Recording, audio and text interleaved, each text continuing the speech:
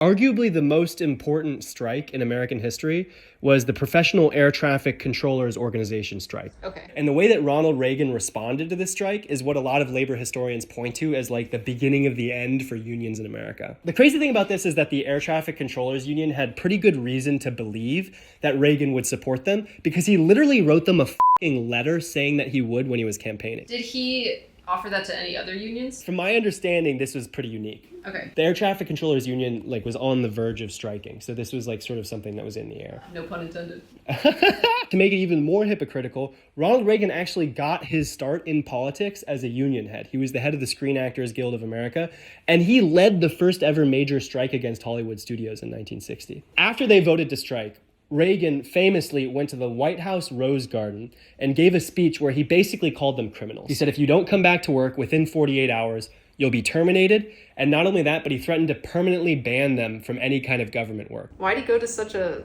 fanciful location? I don't know. Dude. Isn't that funny? Though, it's the weirdest place he could have done it. He's like, I've drawn this bath for you. Yeah. You're fired. I know, right? And so he ended up firing more than 11,000 air traffic controllers. Most of them were veterans. They had no other transferable skills. So when Reagan fired them, he was essentially damning them to a life of poverty. And that's what happened. A bunch of them became homeless. A bunch of them committed suicide. Divorce rates really went up because they weren't able to support their families. After this happened, it became the norm to fire and permanently replace workers. This is the number of strikes that happen year over year. So you can see in 1980, the number of strikes plummet. This blue line is the share of income going to the top 10% of workers, and the orange line is union density, so number of people in a union. So you can see as the number of people in a union go up, the amount of money going to the top 10% goes down. It's literally a mirror. Girl math. Girl math, baby. The problem is that the way that we do unions in America is flawed. So we have enterprise bargaining, which basically means that every company needs to unionize on its own. So enterprise bargaining is really slow, it's ineffective,